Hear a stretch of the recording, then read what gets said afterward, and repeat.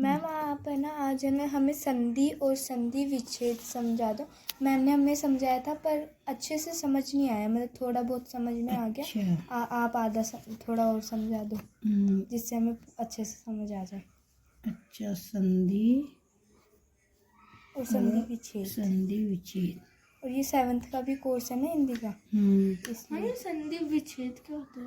अभी एक मिनट, संधि क्या होती है? पहले संधि बताओ मुझे, क्या होती है? बता, संधि को जानते हो क्या होती है? संधि का मतलब होता है नॉर्मल, कभी तुमने सुना हो जब राजे महाराजाओं की लड़ाई होती थी तो कहते थे जो राजा हार जाता था ना उसको संधि करनी पड़ती थी, समझौता करना पड़ता था, मेल मिलाप करना पड़ता था। संधि का मतलब मिलना, मेल मिलाप। और संधि विच्छेद का मतलब तोड़ना, अलग हो जाना। जैसे तुमने संस्कृत में पढ़ा, वर्ण विच्छेद पढ़ा था ना, एक पढ़ा था वर्ण संयोजन। संयोजन का मतलब जोड़ना। वर्ण विच्छेद तो होता था पूरा अलग अलग हो जाता था सारे वर्ड के। और वो मतलब वर्ण अलग करते थे, यहाँ शब्दों को अलग करना है यार, जोड़ना। संधि का मतलब जोड़ना और विच्छेद का मतलब दो शब्दों, एक शब्द को दो शब्दों में तोड़ना। समझ आ गया? तो संधि की पहले परिभाषा पढ़ेंगे हम। संधि क्या होती है?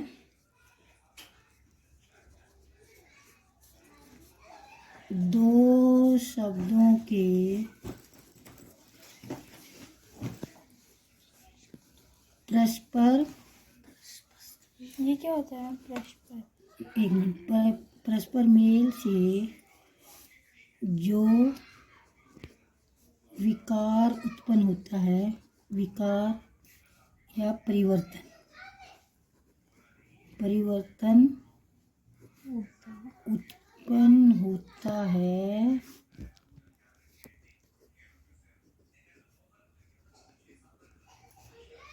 उसे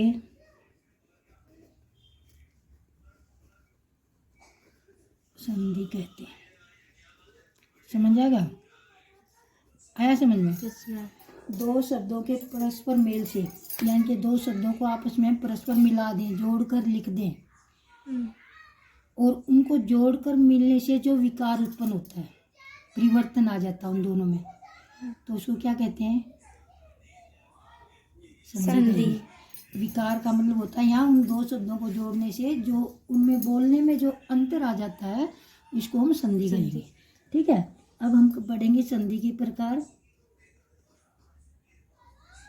संधि के प्रकार कौन सी क्लास का है ये? 7th में? Yes ma'am. हाँ, संधि का प्रकार नंबर 1 होता है बेटा। मैम हमें तो बस यही सिखाए थे, बाकी हमें प्रकार वगैरह नहीं बताए थे। नहीं बताए? दीर्घ संधि नहीं बताया? कोई बात नहीं, एक बार सीख लो फिर अच्छी तरह आ जाएगा।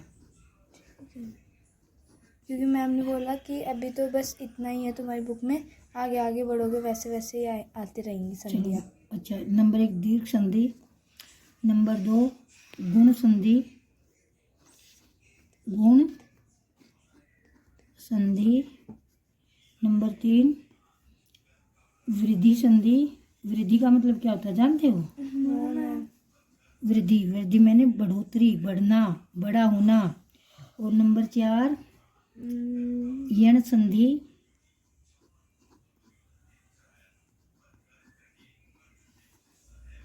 अभी तो बेटा ये केवल तुम्हारी वो है, इससे संधि के तो बहुत रूप होते हैं, संस्कृत में भी चलती है, सेम ही होता है संस्कृत में। आगे आगे क्लास में ज्यादा होते हैं। हाँ, अयादि संधि। मैम ने कहा अगर मैं तुम्हें संधियाँ समझाऊंगी ना तो पूरा 8 पीरियड लगेंगे। 8 पीरियड में तो कौन सा बेटा एक दिन में सब समझ आ जाएगा?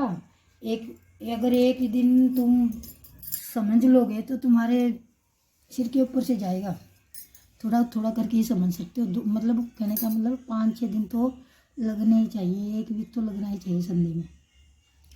तो बेटा ये हमारी संधि है, ये संधि के प्रकार हैं। अब हम इनके जैसे हम पढ़ेंगे दीर्घ संधि। दीर्घ का मतलब क्या होता है? दीर्घ का मतलब होता है बड़ा हो जाना। जैसे तुमने पढ़ा होगा, स्वर पढ़े हैं ना, ए आ ई। ए छोटा ए और आ बड़ा आ, यानी कि दीर्घ वाला बड़ा, उसको कहते हैं को। यहाँ है ए और आ, यानी कि किसी शब्द के लास्ट में ए आए और स्टार्टिंग में ए आए। स्टार्टिंग में तो मैम कोई भी स्वर ही आएगा हाँ और इसमें चेंज हो सकता है। हाँ, इसमें चेंज हो सकता है। यहाँ तो इसमें स्वर तो ही स्वर इनका कोई नाम नहीं होता इन दोनों का?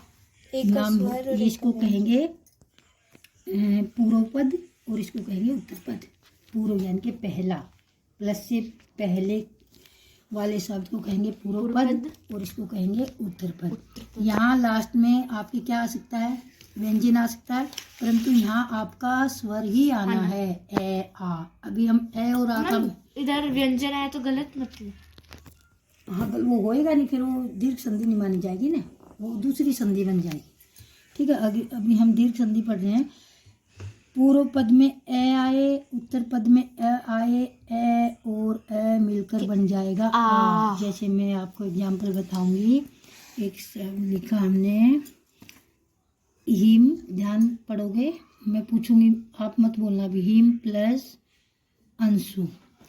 अब मैंने ये कहा था कि इसको कहेंगे हम पूर्व पद, पहला पद, प्लस से पहले वाला पद, और इसको कहेंगे हम उत्तर पद, कहेंगे ना। और हमारा रूल क्या है, पूर्व पद में ए हो और उत्तर पद के स्टार्टिंग में ए हो, दोनों मिलकर क्या बनेंगे, आ। हाँ, तो इसमें आ है। यस मैम, मैं आ रही है आवाज। आवाज नहीं, जैसे अगर इसके नीचे हलंत नहीं हो, किसी व्यंजन के नीचे हलंत नहीं है तो उसमें आ जुड़ा हुआ होता है, पढ़ा था ना हमने। तो इसमें से इसका ये यहाँ पर है क्योंकि हलंत नहीं है इसमें, अ, और यहाँ भी अ, और दोनों मिलकर क्या बना दिया, आ। और इसको जोड़ के लिखेंगे, यानी कि ये अब आ बन जाएगा, हिमांशु। हिमांशु। क्या बन जाएगा, हिमांशु। हिमांशु। और बोलो मैम एक हिम जमा में देव जमा में अंश।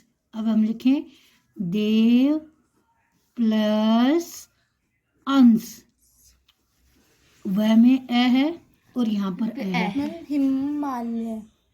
हिमालय में तो आ गया ना बेटा, हम अभी ए के पढ़ रहे हैं, तो देव प्लस अंश क्या बन जाएगा, देवांश, देवांश, है ना। Yes ma'am. अब पढ़े हम नील, नील प्लस अंबर, अंबर। नील प्लस अंबर क्या बन जाएगा, नील बोलो, नीलंबर क्यों बनेगा, नीलांबर। इस आ के स्थान पर और इस आ के स्थान पर दोनों के मेल से आ बन जाएगा, तो ये क्या बन जाएगा हमारा, नीलांबर क्यों? नीलांबर। नीलांबर, नीलांबर आकाश, अंबर में नहीं क्या होता है, आकाश। अंबर आकाश का वो है ना, नीला, समझ आ रहा है ये आ, यस मैम। नीला, ये आ के प्लेस पर आ बन गया, और मैं बर, मेरे को लगा कि है ना। ठीक है। अब हमने लिखा वेद वेद प्लस अंत, बोलो, शब्दार्थ। हाँ शब्दार्थ भी उसका, वेदांत। क्या बन जाएगा, वेदांत। वेदांत, ठीक है ना। अब हम लिखेंगे शब्द प्लस अर्थ। अर्थ, क्या बन जाएगा, शब्द अर्थ। शब्दार्थ। आ बोलने तो शब्दार्थ क्यों बोलेगा, शब्दार्थ। शब्दार्थ। एक मिनट, शब्दार्थ, शब्दार्थ। समझ आ गया। Yes, अब ऐसे ma'am. तुम 5 और लिख के लाना है इसी के, होमवर्क में। ठीक है। मैम 5। राम अवतार राम प्लस अवतार, राम अवतार। हो जाएगा अब ना। मेरे पास जगह नहीं है इतनी इसमें, इस उसमें लिख के ले, आप होमवर्क में लिखूंगी, कुछ 10 उनके बना के लाना तुम, ठीक है ना। मतलब जॉइंट करके।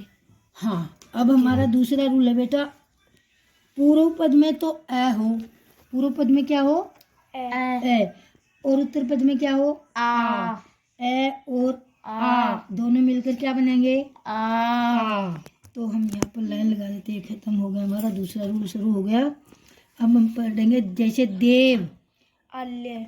मैंने लिखा देव, अभी तो मैथ्स की तरह आ गया। हाँ, देव प्लस आल्य क्या बन जाएगा, देवालय। देव। देव तो पहले वाले पूर्व पद को तो तुम जो का त्यों लिख दो, देव, क्योंकि इसमें तो कुछ अंतर न होना है, देव।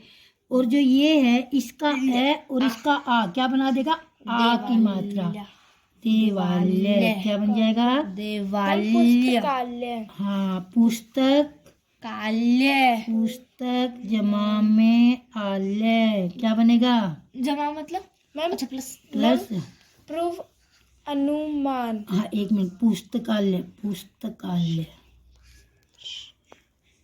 अब हम एक और लिखें, शिवालय, पूर्व प्लस अनुमान। बताओ अनुमान का मतलब क्या होता है? मैम अनुमान मतलब सोचना, अनुमान लगाना। अनुमान लगाना, गैस लगाना, ठीक। पूर्वानुमान, पूर्वानुमान को कहीं कई जगह पढ़ा होगा तुमने इस शब्द को। सोचना भी तो हो सकता है। नहीं, पूर्वानुमान का मतलब होता, जैसे कहते हैं ना, पूर्वानुमान लगा लेना कि बारिश होनी है, कैसा आगे का 10 घंटे का तापमान मौसम बताना, कैसा होना है, जैसे कि। इसको कहते हैं पूर्वानुमान। तो अब इसको जोड़ो, बोलो बोलो, तुम बोलो, मैं कैसे लिखूं? बोलो कैसे लिखूं? पूर्वानुमान। ये पहले वाला तो जो का तुम लिख लो, इसको नहीं छेड़ना आपने, ठीक है ना? आ की डंडी, आ की डंडी, आ का डंडा, आ की माँ का डंडा, डूंडी कुछ नहीं होती। पूर्वा, बा की जो का मैं मेरे को बताऊं, Shivalaya, very good. Shiv plus आल्य। मम्मी इसका नाम बताओ क्या आएगा? हाँ, पहले हम शिव का शिव हाँ, लिखेंगे, शिव को शिव प्लस फिर आल्य। विद्या लगाएंगे, मैम मैं बताऊं, एक मिनट, शिवालय, विद्यालय, विद्यालय में नहीं लिखेंगे ना, विद्या हमें आके नहीं लिख रहे, अभी आके लिख रहे हैं, पहले ए आना चाहिए। विद्यालय, वो महाआलय, हिम महात्मा। आल्य, बेटा मैं ये कह रही हूँ कि ऐसे शब्द बोलने हैं कि पूर्व पद में ए आना चाहिए, तो हिम दीदी प्लस आल्य क्या बन गया? हिमालय। हिमालय। इसके भी 5 होमवर्क में दोगे क्या? हाँ, इसके भी और 5 होमवर्क में लिखो, ठीक है ना? Okay ma'am. अब